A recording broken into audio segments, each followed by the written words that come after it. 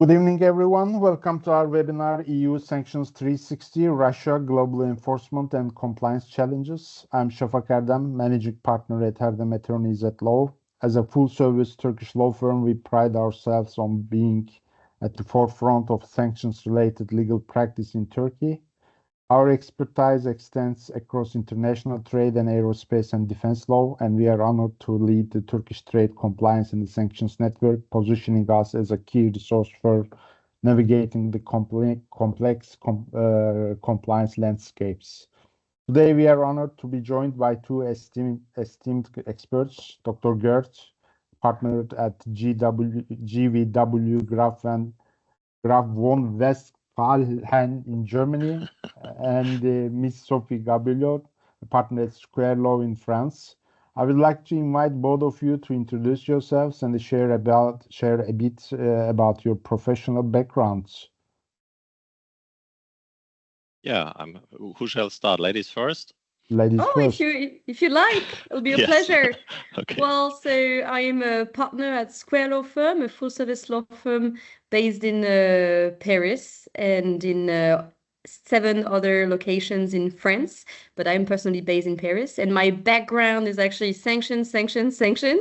I've been focusing into international sanctions for the past 10 years, and also export control regulations that actually is very much related to economic sanctions. I worked in Iran for 2 years and a half, helping French companies to go back on the Iranian market in compliance with the sanctions that were remaining at that time, so between 2015 and between 2018, before the unilateral reimposition of secondary US sanctions. So that's for me. That's my background related to sanctions. Thank you, Sophie. So Gerd. Yeah, thank you. My name is Gerd Schwendinger. I'm partner at GVW Graf von Westphalen. Graf von Westphalen is also one of the big full-service law firms in Germany. We are present in all major German cities. I personally am based in our Hamburg office and our Brussels office. We have a few international offices also in Shanghai and in Vietnam, and in particular. And yeah, I'm the chair of our export control, sanctions and customs practice, which is one of the biggest groups in the German market, and we offer the full range of sanctions, obviously, but also export controls, customs, VAT, and other international trade-related issues. Thank you very much. So far. So moving forward, our discussion will focus on evolving landscape of EU sanctions and their far-reaching impact across key sectors such as banking, healthcare, aviation, technology, aerospace, and defense. We will examine the compliance challenges these industries face, emerging enforcement trends, and the practical strategies to successfully navigate this increasingly complex regulatory environment. First, I want to extend my gratitude to everyone who has joined us today. If you have any questions during the session, please feel free to share them in the chat box or use the raise hand feature. We will be happy to turn on your mic so you can ask your question directly. Now, thank you both, Dr. Gerd and Ms. Sophie, for joining us today. I want to begin with Mr. Gerd, your extensive experience in foreign trade and sanctions law, particularly those affecting Turkey. What specific challenges do Turkish companies face in sectors like banking, healthcare, aviation, technology, defense, and how can legal counsels navigate these complexities to ensure compliance? Yes, thank you, Safak, for the question. There are indeed several unique compliance challenges that companies are faced with under the Russia sanctions regulation, because there are several sanctions mechanisms that didn't exist before the Russia sanctions regulation was entered into the force and was changed and amended with 14 sanctions packages until to date. So there are a lot of new mechanisms like for example, a comprehensive transactions prohibitions, which are in Article 5AA and 5AB, which are even more far-reaching than the usual asset freeze and the prohibition to make available economic resources and funds. But your question related particularly to Turkish companies, if I understand you correctly. Yeah.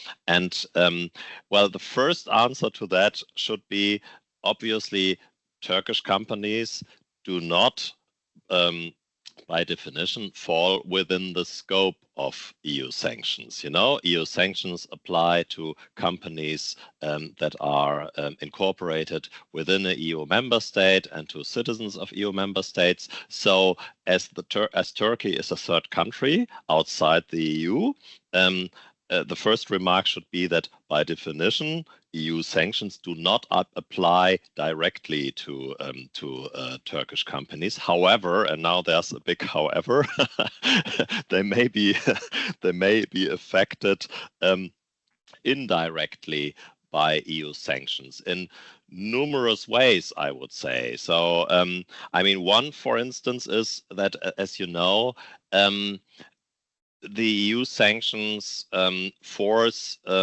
EU operators to introduce so-called no Russia clauses in their contracts when doing international trade with third country operators for so-called high priority goods. So what does that mean? One could say, because normally EU sanctions do not have an extraterritorial application, such like US secondary sanctions, which Sophie has already mentioned. But indirectly, what we see at the moment is a kind of emerging extraterritorial application of EU law, I would say, because by several means, indirectly, we have effects also on third countries, and that is meant by extraterritorial. Because if, for example, an EU counterpart makes a contract with a Turkish party that has a no Russia clause in it, the Turkish party is bound by civil law means, by contract law means, so to speak, to comply with EU sanctions and not to pass on those items to Russia or to Belarus. You know, I mean, the same is true also for Belarus. A second issue is that we have the so-called best effort obligation, which puts an obligation on EU operators that have subsidiaries in third countries to basically make sure that they comply with EU sanctions, just to keep it very short, you know. And if EU operators have subsidiaries, for instance, in Turkey, those Turkish companies may be put under pressure by their EU companies to comply with EU sanctions. Still, they do not apply directly to those Turkish companies. However, the best effort obligation applies to the EU parent companies, and they are basically forced to employ their best efforts to make sure that the Turkish subsidiaries also comply with EU sanctions. And just 2 days ago, I think the European Commission has issued new frequently asked questions exactly on that topic, which make it clear that they understand this obligation very broadly. I think broader than some of the EU member states. I mean, maybe we talk about this a little bit later, because when that best effort obligation was introduced, there was a lot of discussion between the Commission and the member states, and basically they were not exactly on the same line. But yeah, and independently from that, there may be also a lot of cases of, I would say, over-compliance, where EU companies ask their Turkish counterparts, ask Turkish companies basically to comply with EU sanctions, because otherwise they don't want to do business with them, you know. So, I mean, this is not so much a legal question. That's just a question of, well, of the civil law relationships between the Turkish companies and their European partners. And if Turkish companies engage in any circumvention activity, meaning goods, listed items are channeled to Russia, they obviously risk being listed in the EU. That means they can be put on the list, on a sanction, on a blacklist, and that would mean that asset freeze applies to them within the EU, and that no EU operator would be in the position to make available funds or economic resources to those Turkish companies. So also that is an, well, indirect or real risk also for Turkish companies if they engage in activities that lead to the circumvention of EU sanctions. And last point, maybe that is also something that very particular to the EU-Russia sanctions: processing of Russian raw materials in third countries. You know, the general rule is if you buy, let's say, certain raw materials like wood, like timber in Russia, and then it's processed in Turkey, for example, and something new is made out of it, for example, wooden furniture or so, the customs tariff code changes and it acquires the origin of Turkey. It loses the Russian origin. And in that case, that is not a problem. Those furniture can be shipped also to the EU. However, we have a certain number of goods where this does not apply, for steel, for example, for gold and for diamonds. In those cases, basically, once you use Russian raw material, even if you process it and make something completely different out of it, you know, of Russian gold, for example, you make jewelry or whatever, this still remains a sanctioned good that cannot be sold to the EU. And the same is true for steel, etc. So here also there are compliance challenges for Turkish companies. They have to basically prove to their European counterparts by certain documentation, etc., that the raw material they used in those three areas is not of Russian origin. In the other areas, that is not so much a problem. But now I have really talked for a very long time, and I make a stop here, and maybe we can enter into a discussion later on that. I have encountered many companies who are owned and controlled, the Turkish companies, by the EU citizens and as a shadow, actually. And do you think that these companies are also subject to EU sanctions, even they are Turkish companies but owned and controlled by the EU citizens?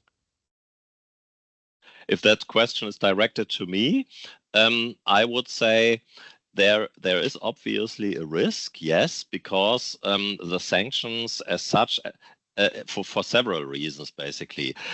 Because if you have a look at the best effort obligation, that applies to EU. That applies to EU operators, and they have to apply and they have to imply their best efforts to also make sure that the third country subsidiaries do comply with EU law.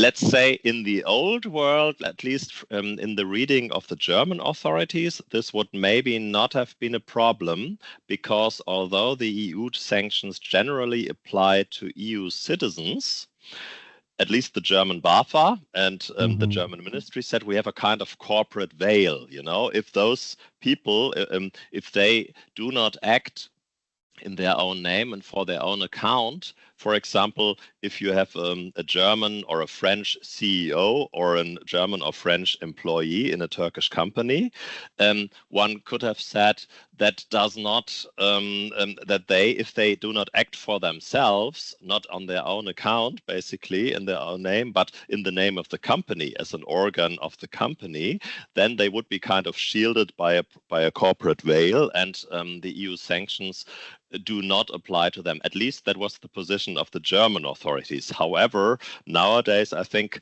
if you read certain guidance from the EU Commission and also what other member state authorities say on this, I have the impression that this corporate veil theory is difficult today, because we have more and more a tendency, like in the US law, to say EU sanctions apply everywhere to EU citizens everywhere in whichever capacity they act. I see that tendency at the moment. So that, yeah, to answer your questions, I think we would have an issue there. Thank you, Dr. Gerd. Your insights highlight the complexities businesses must navigate in this high-risk landscape. And Sophie, let me now turn to you for a related perspective. Your work involves assisting clients with operations in embargoed countries. What are the primary legal considerations companies should be aware of when structuring or restructuring operations in such regions to ensure compliance with EU sanctions? So the first thing for companies is actually to primarily understand what EU sanctions and to which extent EU sanctions will apply to them. That's exactly what Gerd was saying. The first question that you have to ask yourself is, do sanctions, do the restrictions apply to me? And we're not here talking about US sanctions today, but there would be a lot to talk about. And of course, the extraterritorial application is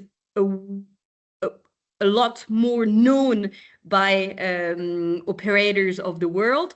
But EU sanctions now, as Gerd was saying, are starting to be, and that's very recent and very new with the sanctions program targeting Russia, are starting to have extraterritorial application because the EU is starting to see the limit of the effectiveness of its own restrictive measures without this extraterritorial application. So the first question is, are the EU sanctions applicable to my company? So first, of course, if you're an EU company, if you're a company within one of the EU member states, it's easy. The answer is yes, and therefore you should comply with EU sanctions and ensure that you're not violating the restrictions. Mm-hmm. If you are not, and today I know we're talking to companies that may not be within the EU, then you would say, first, why do I have to ask myself? I'm not an EU company, so why should I follow and comply with these restrictions?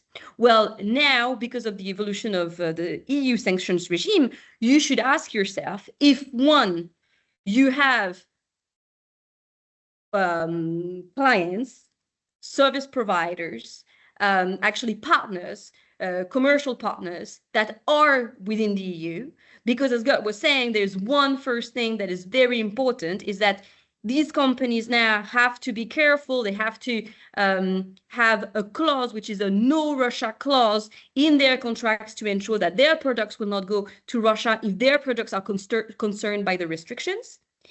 And also they have to ensure, and that's something that we may talk maybe more about later on, but they have to make sure that they're not circumventing the sanctions. They're not evading the sanctions, which means that they're not doing anything that would affect, that would prevent these restrictions to have the effect that they should have to reach the goal they should reach. But we may talk later on. And then, so first, do I have partners that are within the EU? Because these partners may need me. They may need me as a third country company, a company not within the EU, to comply with their laws. They have no choice, so they may ask me to comply with their laws. And second, do I have an activity? If I do not have partners in the EU, do I have, as a company, an activity within the EU? Meaning, maybe I have a mother company that is within the EU and that has some activity in the EU, or I have sister companies, or I have daughter companies that are within the EU. So do the group that I belong in have activity within the EU? And then after, if you have said yes to one of these questions, then yes, EU sanctions with regards to Russia may apply to you. And then what should you do? What are the first considerations you should think of with regards to the structuring or restructuring of your operations or your activity? Is actually in two main categories, because there are two main categories of sanctions, of EU sanctions. One is sectoral sanctions. There are sanctions, restrictions that apply to some sector of activities. And that was part of what you already mentioned, Safak, when you talked about aviation, when you talked about, or also you, Gerd, raw materials. Actually, you have to first think about the sector, because with regards to Russia, now, it used not to be the case at the beginning, but now many various sectors of activity, various industries are being restricted.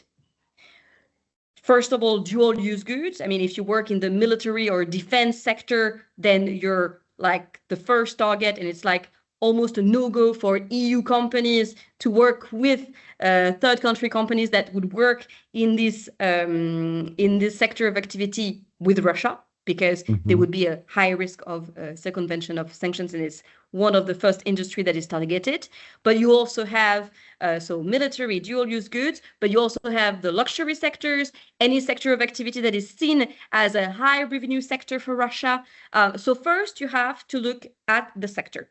And there are some less risky sectors, such as the healthcare, the medical sector, and the food sector, that are not generally, so you still have to be careful, but more, that there are sectors that are more exemption sector, exempted from restrictions. So they will be less risk when you look at these sectors of activity. So first you have to look at the sectors and see if you're in a sector that is risky or not with regards to sanctions. And then you have to look at a second type of sanctions, which are the individual sanctions. So it's not too much about what do I work in, what is my main activity, what is my field, but who do I work with? And I have to be sure, and I have to make sure for my partners, or because I have EU activity, that I do not work with a person that is listed on a sanctions list, on the EU sanctions lists, because it is forbidden for EU companies or companies that have activity within the EU, or that are owned by a company that is in the EU, to actually work and actually to make available resources, economic resources, to a company that is listed, or to an individual that is listed on individual sanctions list. So that's, to me, the main considerations to have. That's a very comprehensive response. Thank you very much. The nuances you have outlined are particularly valuable for companies operating in sensitive areas. Dr. Gerd, back to you for a question on enforcement trends. With the EU sanctions policies continually evolving, what recent enforcement trends have you observed, particularly concerning Russia, and how these trends impact legal strategies for companies operating in these high-risk sectors and areas? Thank you for that question. I think there has always been sanctions enforcement by the national authorities, but what we are seeing now, I don't know whether there's the same trend in France. I would be curious to learn about that too. But at least in Germany, we see that the interval between the entering into the force of the sanctions and the actual enforcement is shorter. You know, when I think back, for example, at the Iran embargo, you know, when there were lots of sanctions against Iran in 2010, 11, etc., it took sometimes years until investigation proceedings were opened, because issues just popped up later in so-called foreign trade audits quite often, because in Germany, all companies that engage in foreign trade, they have regular foreign trade audits, which are done by public authorities, which are done by the customs authorities, the main customs officers, basically. So they go into the companies, they take a look at everything that has happened, for example, in the past 3 years, and then if something pops up, they will pass it on to the investigation authorities, and then criminal or administrative proceedings may be initiated. And what we are seeing now is that there are, I mean, it's obviously subjective because we do not have official statistics, but what we are seeing is that there are a lot more of these proceedings, and they come quicker. And also the auditing authorities, they are paying very much attention, I mean, decisively looking at Russia business and Belarus business. So this is what I would call the enforcement in a strict sense, which we are seeing. There are other forms, let's say, of enforcement, which is also there. There's a very high level of awareness also in normal export proceedings or also payment proceedings, that very often you want to ship goods to Russia. It's not at all problematic. The goods are not listed, the recipient is not listed, but nevertheless, the customs authorities will stop the goods and say, we want to have some blank notice, some document from BAFA saying that this is basically not listed, you know, that this doesn't require a license or is not forbidden, which is completely against the freedom of export, you know, because by definition, you should be free to export if there are no legal restrictions. You should not always go to an authority and ask for a license. But in practice, very often,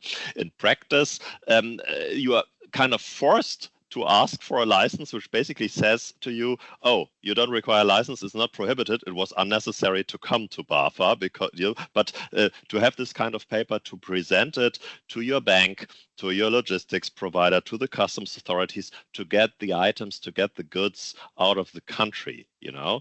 So, and very often also, you have to wait during these proceedings for quite a long time, because especially when third countries are involved, because the authorities are then waiting for so-called intelligence, you know, so they are waiting for intelligence either from German intelligence services or other partner intelligence services, because they are all these services are interconnected, and in the area of evasion and circumvention they closely collaborate, and that may lead to the denial, for example, even in dual use areas with non-listed goods, you know, I mean, non-listed goods, which normally do not require a license.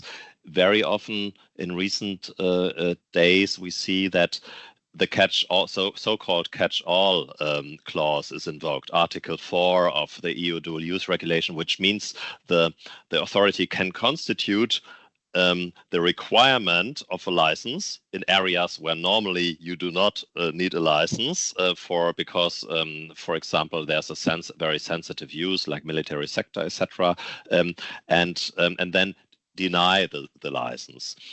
Last point, that is also an issue. I would call it private enforcement of sanctions. It's not official or public enforcement, it's private enforcement, because you have a number of NGOs, of non-governmental organizations, and also of media institutions, which are investigative and which are closely monitoring what is going on in the sanctions realm and in the Russia trade. So a number of clients received basically letters from some NGOs saying, oh, you are still doing business with Russia. How can this be? This is a sanctions violation. And then a copy of that letter goes to the authorities in Brussels and to the national authorities, or the name of the company or of individuals are put on so-called blame lists or shame lists, you know, hall of shame, whatever. Mm-hmm. So you have, and then you have at least, I mean, a reputational issue, a media issue connected with that. And that's also obviously very effective, because on the one hand, the official authorities may start investigations into all these matters. And even if at the end of the day, it's not a problem, companies may stop it because they don't want to have this reputational problem, you know, because this is sometimes worse for companies than any legal repercussions or fines or so. So at the end of the day, all these trends are maybe not absolutely new. I mean, we have seen that kind of things also before with other sanctions regimes, but at least, and you are asked for recent, I mean, they are recent and they are very current, and you can see a high number, I would say, of these issues in the Russia sanctions area at the moment. Yes. Thank you, Dr. Gerd. It's clear that the companies need to be proactive in adapting their legal strategies. Sophie, let me ask you the next question. How do EU sanctions influence corporate transactions such as M&As within the affected sectors, and what due diligence measures are essential to identify and address potential sanctions-related risks? Well, when you think about it, with regards to M&A, this has always been a duty for buyers, but they don't always are aware of it, to ensure that during their due diligence, they also ensure that the company that they're buying, they're purchasing, is clean with regards to, I mean, compliant with any imperative laws. And when it comes to sanctions now, I mean, it's more and more important because as we're talking about it, it's not only now the fear of the application of US sanctions, and so of buying a company that, for instance, would be not compliant with US sanctions, but it's also a matter of understanding if this company is compliant with EU sanctions. That can be one way of seeing it with regards to what EU sanctions targeting Russia have to do in M&A. So in M&A now, when you're making a deal, you want to ensure that the company you're buying is actually compliant with the EU sanctions. Why? Because the consequence, or I mean, the risk at stake are high. We didn't talk about it very much, but what is the risk now for a company that is in a third country, so not directly subject to EU sanctions, but related to a circumvention scheme of sanctions, a scheme of evasion of sanctions, because it helps an EU company to not apply the EU sanctions regime? What is the risk? Well, the risk now is for this company, so this company that would be in Turkey, for instance, to be listed on the sanctions list. What would happen if that company is listed on the sanctions list by the EU? Because it would be the EU that decides to list this company on the sanctions list, is actually that this company would, it would be the member states and the EU. It would be that this company would have its accounts frozen in the EU countries and would have other companies that are within the EU strictly and expressly forbid to work with it, to work with this company. So the risk at stake is pretty big, actually. And so that's what I see as now one of the main elements to look at when it comes to due diligence in M&A. First, am I allowed to buy this company? Is this company, for instance, owned by individuals that are on the sanctions lists, and that that this would be in violation of sanctions if I buy it? And then second, if it is not the case, then is the company that I'm buying actually compliant? And to verify that, there, I mean, few things to do, but it's first to see if the company, well, first, is the company in a risky sector? So it comes back to what I said first. Second, does the company have a third-party evaluation process? Do they verify who they work with usually? Are they aware of sanctions in general? Are there, when you talk to them about international sanctions, do they know what you're talking about? And then, of course, at the end, the best case is when they do have a compliance program in place, that they're aware and they have done something to ensure that they're not circumventing sanctions that would apply to them. Because again, you can be with a company that EU sanctions do not apply to them. But That's an excellent advice. Your emphasis on due diligence provides practical guidance also for the legal professionals. Dr. Gerd, what best May I practice? add before? Sure. May I add maybe something regarding that point of mergers and acquisitions or corporate transactions, which is maybe interesting to note. I completely agree with everything Sophie has said. I just wanted to add one thought to that, because you also have transactions basically, or we see a lot of these cases when EU companies make an exit out of Russia. So a lot of our European clients sell basically their companies, their subsidiaries in Russia, or their assets or whatever. Yeah. So and this is maybe also interesting. That's the other way around, because now you primarily talked about buying. I mean, obviously, but if someone sells, other person buys, and now I'm talking about companies in Russia, and this is maybe interesting because the European Commission has a kind of, well, doubtful standpoint on that regarding share deals, for example. And if you sell the shares of a Russian subsidiary, and this subsidiary holds certain listed assets, this is seen by the European Commission as an indirect sale of these listed assets, which is kind of interesting, because almost every company in Russia has somewhere listed assets. In their office, this can be some software, normal software, or they have listed items in their warehouse or on stock or whatever.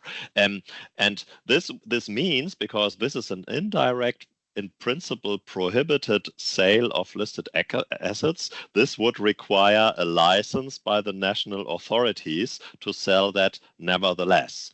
And why am I mentioning this? Because the German authorities do not agree with the Commission on that point, because they say, look, this is overstretched, this argument. If you sell shares in a company, you do not sell an asset. The object of the sale is a share, and if the company holds asset as such, this is not an indirect sale of these assets. It does not require a license. But here you have really a disagreement. I always find these cases interesting where the national authorities and the Commission are not on the same page. Here you have a disagreement between the Commission and at least the German authorities, because they have different requirements basically regarding the companies.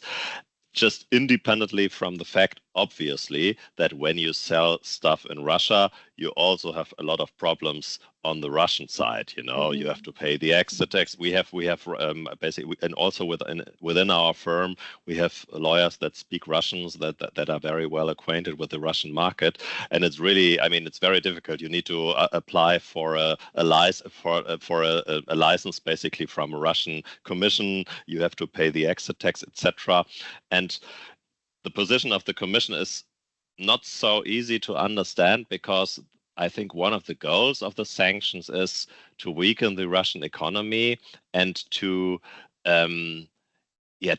make an incentive also for European companies to go out to make an exit, and this legal position of the Commission makes it even harder if they have to ask for a license, not only on the Russian side but now also on the European side. This is just one thought I wanted to add regarding M&A transactions. Yes. And it's interesting because it's an evolution, because first they were exemptions, so you didn't have to have an authorization. You just had to be within this exemption to be able to sell, and then it was modified and became an obligation to actually obtain an authorization to do this type of transactions. And I do believe that this is also because they do want to have the information, they want to have the source, they want to understand what's going on in order to control better how to make these sanctions efficient. So I do think you're right. It has some backfire effects, but it's also because they want to understand better to make it more efficient. But it's true. The Commission wants to have the information. I mean, the Commission would not necessarily get the information, but they want the national authorities to have the information, and require that the national authorities have to make an assessment on a case-by-case basis, because there's no general exemption anymore. Whereas the national authorities say, we do not want to see these cases because we do not talk about the sale of assets, we talk about the sale of shares. And that's not an asset deal, it's a share deal, it's a different thing, you know. But so in Germany, if you make such an application with BAFA, you know, say, the Commission told me I have to apply for a license, please BAFA give me a license, BAFA would basically send you away and say you don't need a license. Don't bother me, you know. So different practice in France. Indeed. Different practice in France. In France, they would abide more with the. I mean, they would play along with the Commission more. And to circle back to what you were saying, also, as you were saying, that you see more and more investigations with regards to the circumvention or the non-application of sanctions. Is the same in France. We don't have the result of these investigations yet. But I mean, I've been appointed more and more on this type of cases, while before it was more with regards to advice to comply with EU sanctions, but not too much on about how to ensure that the investigations would go well. So with regards to enforcement, we see an evolution when it comes to EU sanctions targeting Russia, I believe, in some member states. So there is no union anymore. No, but it's a will, and it's outspoken from the EU that they wish for EU member states to enforce more, where US sanctions have a history of enforcement of US sanctions, and EU, I mean, it's quite new with regards to the enforcement policy, and the directive of April 2024, I mean, it's quite recent, explaining that they want an harmonization on how EU member states should enforce sanctions, I mean, the violation of sanctions on their operators. Thank you, Sophie. Dr. Gerd, I want to ask, upon your remarks about the international supply chains and the cross-border transactions. So what best practices would you recommend for companies to proactively mitigate the risks associated with sanctions, especially when they are dealing with the complex international supply chains and the cross-border transactions? Yeah. It's a very good and very broad question. I think I'll answer equally broad. I think if you, I mean, the biggest risk is obviously the circumvention and evasion risk. This is what the Commission, what the EU member states very much focus on. So what is the best practice? I think the best practice is to comply, to have a very close look at the administrative guidances that were issued by the Commission in the context of sanctions circumvention. One is the old notice to economic operators, importers and exporters from 2022, which relates basically to the countries, to doing trade with the countries of Eurasia, so Armenia, Kazakhstan, etc. But basically the newer guidance that was issued by the Commission in 2023 sets out numerous measures of implementing enhanced due diligence to shield against Russia sanction circumvention. So basically, there has to be an indication of circumvention practices. The companies have to make a risk assessment and due diligence procedures. And obviously, the recommended measures are KYC process, implementing contractual sanctions clauses and contractual penalties, and lots of different red flags that the companies have to pay attention attention to. And we also have, regarding those matters, we also have administrative guidances on the national level. So there are 2 papers like that deal with sanction circumvention, for example, also in Germany, which are issued by the Federal Ministry of Economics, that basically give even more details than on these matters. And I think if you want to if you want to minimize these risks, then you basically have to have a look at these guidances, because although it's not law, they set a certain level of due diligence and expectations, obviously, by the competent authorities, what should be expected in these areas to mitigate risk related with sanctions. I don't know whether you have similar extra papers also in France, Sophie, or do you just use the Commission paper? Mainly the Commission, but we do have a recent paper with the ACPR, which is actually the authority that usually works with regards to anti-bribery, but do now work a lot and is very active when it comes to sanctions. So we do have guidelines from this authority and also from dual-use goods and customs authorities. So it's quite useful, I have to say. And I do recommend also to read them, because even though it's not law per se and not binding per se, obviously it's what these authorities will look at when applying sanctions or not, when enforcing sanctions or not.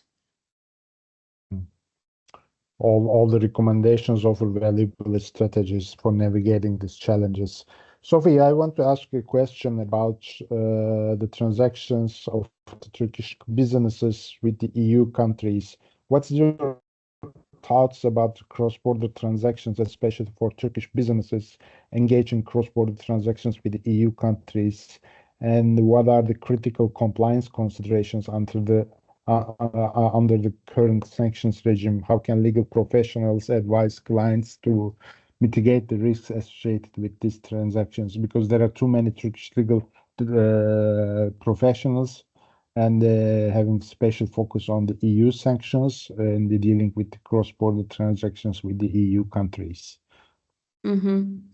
Yes, with the risk of repeating ourselves and not at the same time, but all these subject matters are in some way very much related.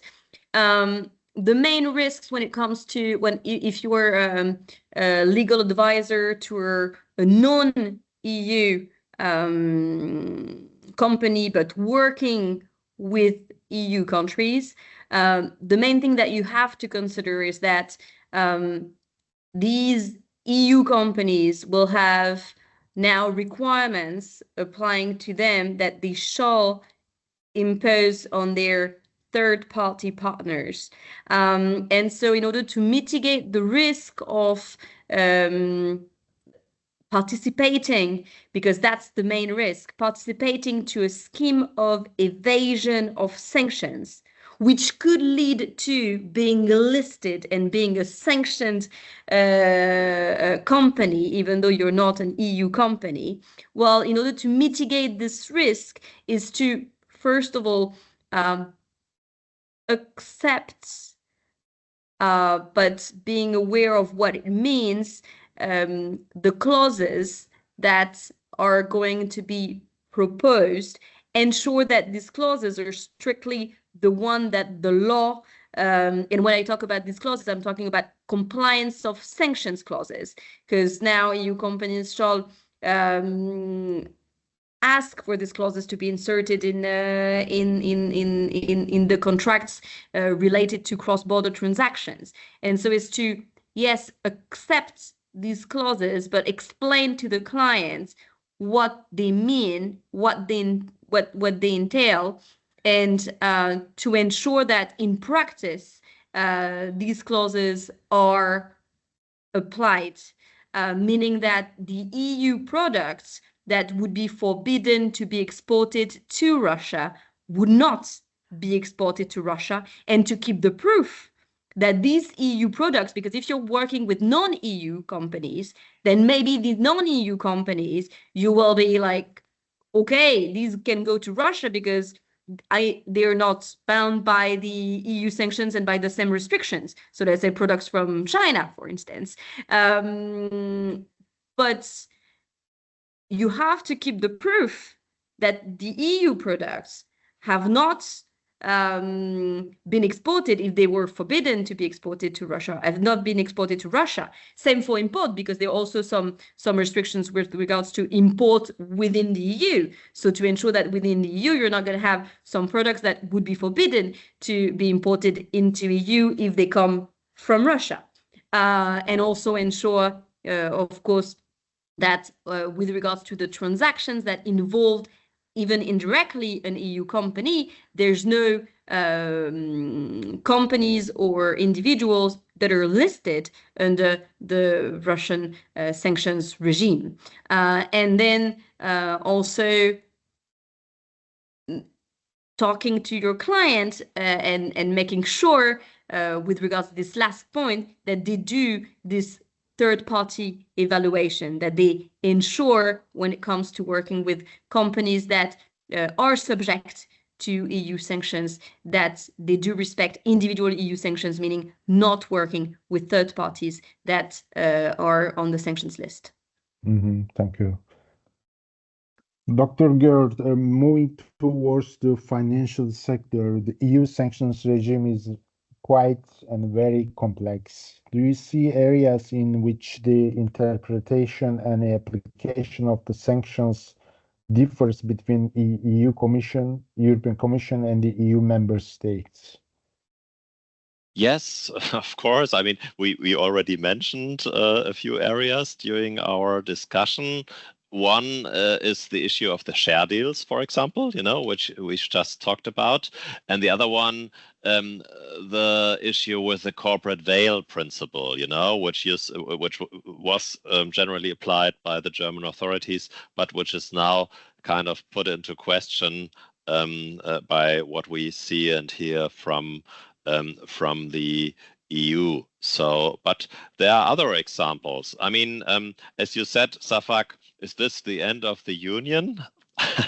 I would say no, not necessarily, but I agree, obviously, that EU law is generally and directly applicable in all 27 member states.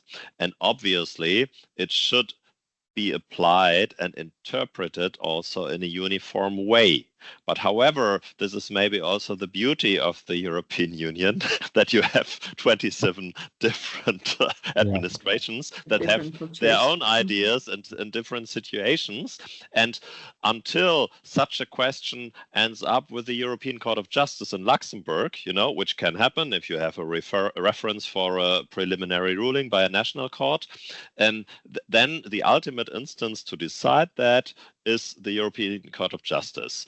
But until this has happened, you may, of course, have lots of different legal opinions. And even if you have frequent asked questions by the Commission, this is only one stakeholder, only one player that can pronounce a legal opinion. And there are other areas where national ministries, etc., have different legal opinions. And this is kind of legitimate. And until this is ultimately decided, or until those players kind of discuss the issues and come to a common ground, this can happen.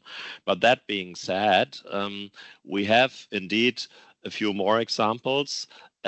One is the issue of multiple ownership by listed persons over a non-listed company. You deal.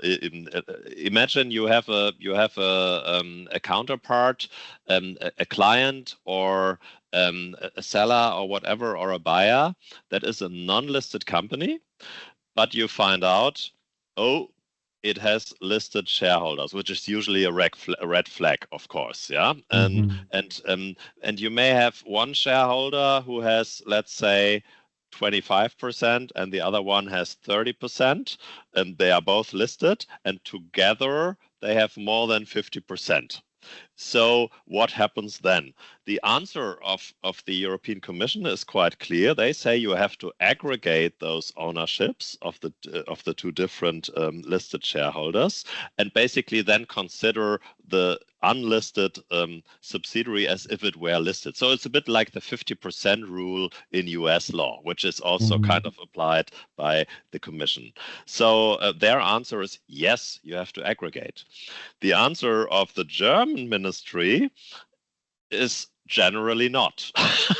So they say basically, no, you don't have to aggregate unless you have concrete indications that those listed shareholders really act together and exercise their shareholder rights because they have common interests, which kind of makes sense because you very often have different shareholders that hate each other, that don't align at all when they act. They do different things. So and so they say, why should we per se aggregate all these ownerships? That's the American way to do it. We do this not. In general, we don't do it. If we see indications that they act together, that they act as if they were one, then yes, but otherwise not. I find this kind of interesting because, again, this really puts companies into compliance conflicts and problems. If you have diverging guidance from different authorities, and one says you have to do this and the other say you have to do that, and that really puts you between a rock and a hard place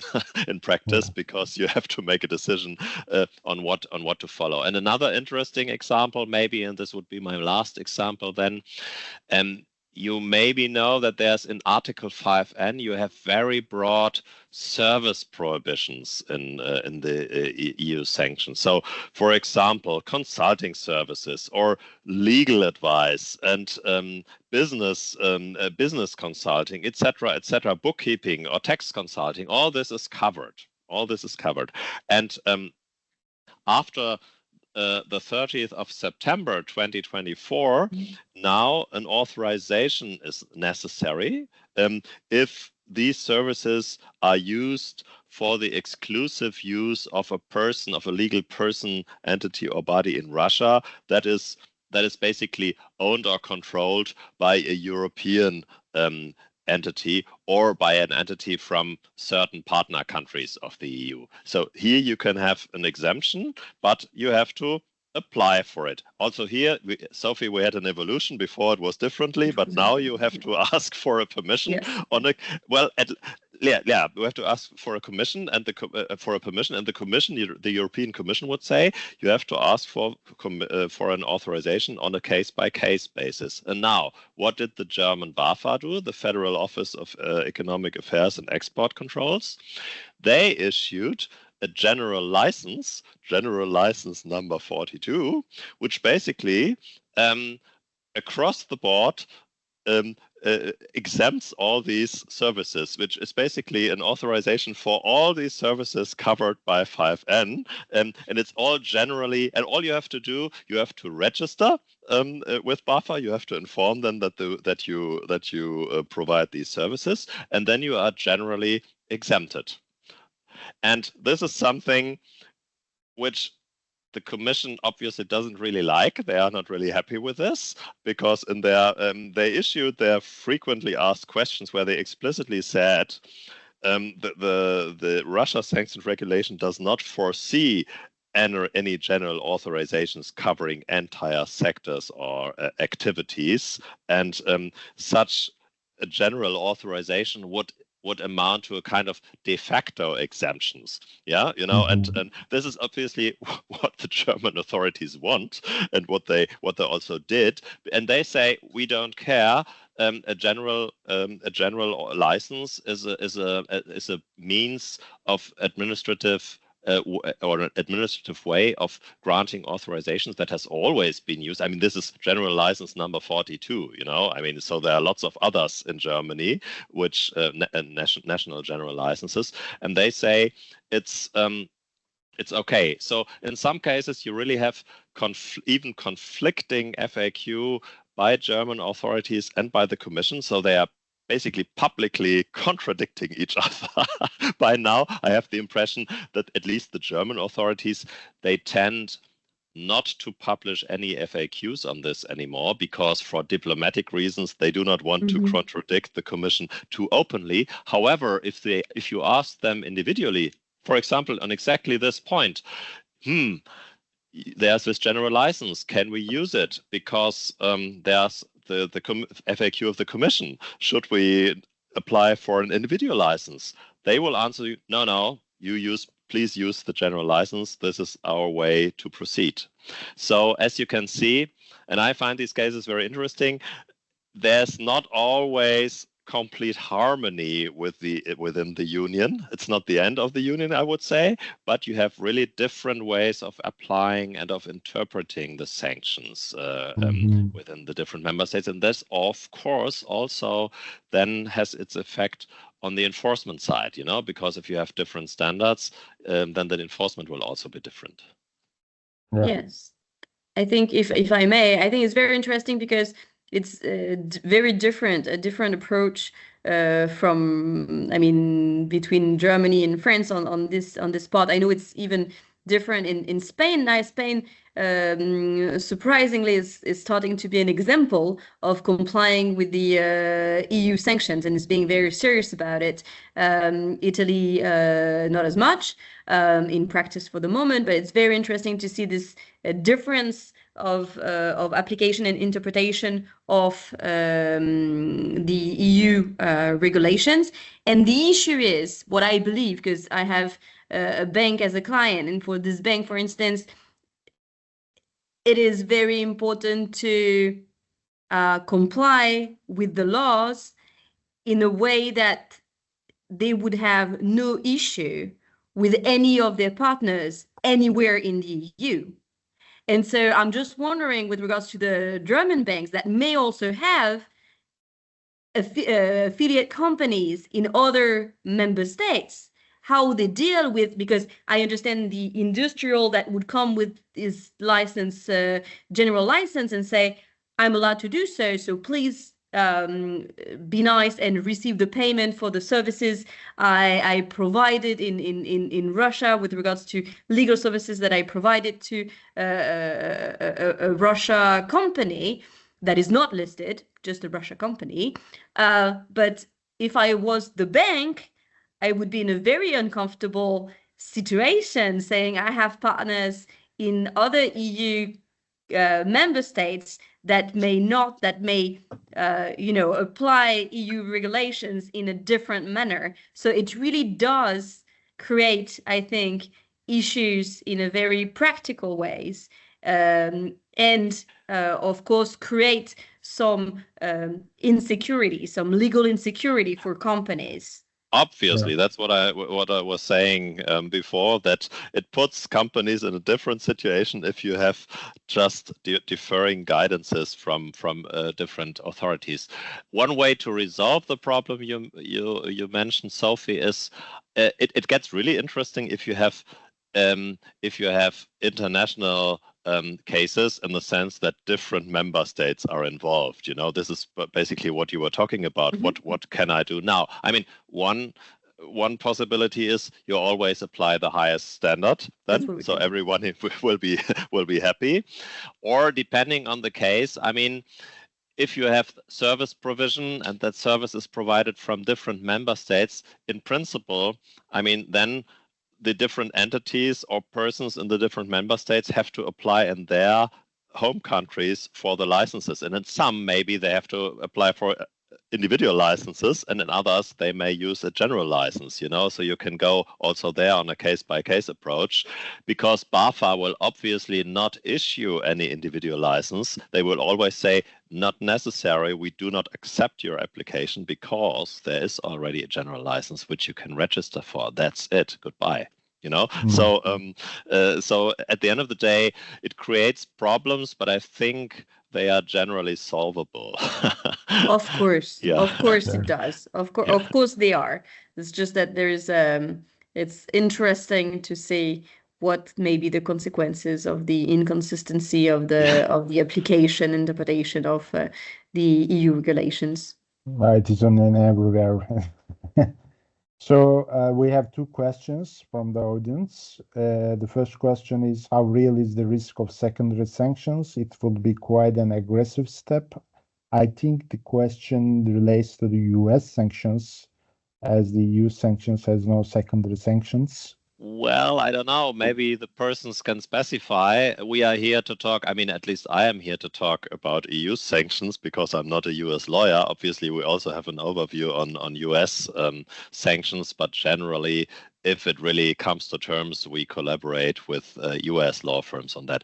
But I think what the person, John Binns, I believe, maybe means is by secondary sanctions is, and I put this in quotation marks, so to speak, is the kind of the EU puts countries, puts entities in third countries on a list, you know, because they engage in circumvention. You know, and one could say this is kind of secondary sanctions because if they are in third countries, the EU sanctions do not apply to them. They are not legally bound by to follow those, and nevertheless they are listed. So one could call that, in quotation marks, secondary sanctions. And as I've explained before, we have this possibility, and I don't know.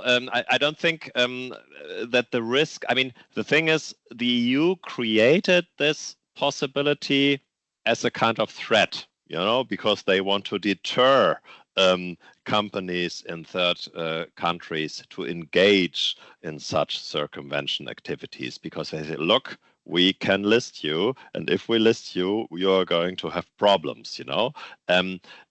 So I wouldn't say that this risk is absolutely theoretical. Of course, it would be kind of aggressive, and it hasn't. But I would not say that it is zero, that risk. It will depend on how tired the EU gets on seeing that their regime is not being efficient enough. But what they have said at first when they modified the regulation in order to enable themselves to put third country companies on the list is that first they would discuss with the countries themselves. First, they would have diplomatic discussions in order to see if the countries that are circumvention hub, I don't really like this word, but this is just the word that is being used, to see how they can discuss in order to ensure that they would, that the governments would ask their own companies not to help EU companies circumventing sanctions, and that if they would see, let's say, some bad will with regards to these countries, if they would see that these countries are not trying to help EU companies respecting the EU sanctions, then they would use the card of what we could call secondary sanctions. Secondary sanctions, they are sanctions that are here. I mean, US secondary sanctions are restrictive measures that do not target US companies directly, but targets non-US companies.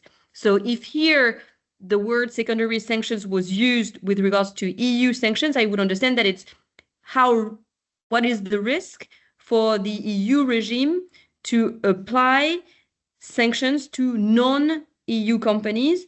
And it may be two things. It may be to say you should not circumvent, and this exists in theory right now, and it may be put in practice at some point. But there could be another thing that we have not seen yet, which the American use, is to have sectoral sanctions, so sanctions with regard to some sector of activity that would be drafted by the EU for instance, non-EU financial institutions, saying to non-EU financial institution, we do not want for you to work in this particular sector of activity. And this would be very new for EU sanctions, because that's not really in the spirit of non-extraterritorial by compliance. But again, it will depend on how tired the EU gets on the non-efficient of these sanctions targeting Russia, I believe. Yeah, Okay. indeed. As I said, I think it's more or less a diplomatic threat, and it's a procedure of different steps, and putting someone on the list would really be the last resort. First of all, there would be other diplomatic measures, indeed talks with the respective member state to get rid of these circumvention issues. Because obviously, I mean, the EU itself would never call this extraterritorial sanctions, because by definition the EU does not accept extraterritorial application of sanctions. They are very much against US secondary sanctions and their extraterritorial application. This is why they have the so-called EU blocking statute, which you probably know, which says we do not accept the extraterritorial effects of US sanctions against Iran and Cuba, and this is not to be accepted in the EU. So they cannot really enact, I mean, fully fledged secondary sanctions, because this would contradict their legal position. They say this is against public international law, you know, so there has to be some kind, and I mean, the EU would always argue, yes, but we have an EU nexus, you know, we have European companies involved or EU goods in these circumvention measures. So we have jurisdiction here, and we have the right to list those guys in third countries if we want to, yeah. And the second question is, it looks like a legal advice actually, and it's if an Egyptian company brought oil and gas from a Russian company and refurbished these raw materials in order to be issued as Egyptian origin to be sold, is it exposed to sanction? If the oil and gas importation is restricted by the EU regulations, then yes, it would be seen as a circumvention of sanctions, but only if originally these importation is restricted. Thank you, Sophie. Yeah, it's a complex case. I mean, you could say a lot on that, because I mean, we don't know the details. Yeah, maybe it's a hypothetical case, maybe it's a real case. We don't know. It sounds like a real case. But as I said, when I talked about the processing rules, you have in principle only certain steel and iron and gold and diamonds where processed goods are also caught by the sanctions. In other areas, if you have processing real, I mean, I don't know what refurbished means, yeah, but if you have real processing, yes, that leads to the creation of a new product with with real Egyptian origin, then I would say it is in principle not caught by the sanctions, because only goods are that have either Russian origin or that were exported from Russia are caught. And there has been a very recent case of the European Court of Justice on exactly that matter, in which we represented a client also before the Luxembourg court.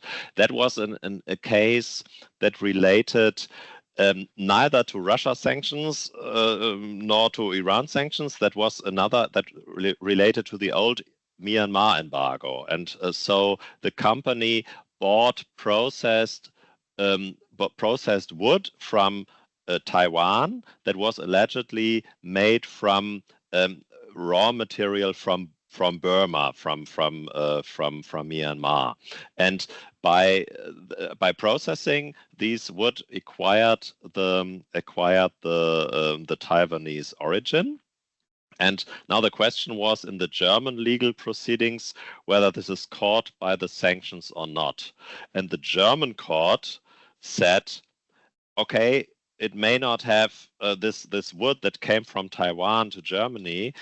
Maybe it doesn't have Myanmar origin, but they said, but it's exported from Myanmar because the raw material was originally exported from Myanmar. So they had a very broad concept of what is and in our opinion, this was wrong, and this is why we challenged it. The case went on to appeal to the German Supreme Court, and the Supreme Court then made the reference for a preliminary ruling to the Luxembourg Court. And the European Court of Justice has decided that we are right, that this exported from does not cover goods that where the raw materials originally came from an embargoed country. So they confirmed the principle, you know, which I explained in the beginning. So of course, but one would have to have a look at the details of this case, because if you change supply chains, you know, if you basically channel things, if you've never bought this stuff from Egypt and you just now bring it to Egypt in order to circumvent sanction, then it may not be a violation of the import ban, but it may nevertheless be a circumvention, you know? So one really have to have you cannot really answer this. I mean, you can only answer that question generally, but you would have to have a close look at the details of the case, I think. Sure. And generally, could you expose yourself to sanctions while doing that? Yes. But generally, yes. by looking into detail, there's some room for being in the exemptions or in the derogatory regime. But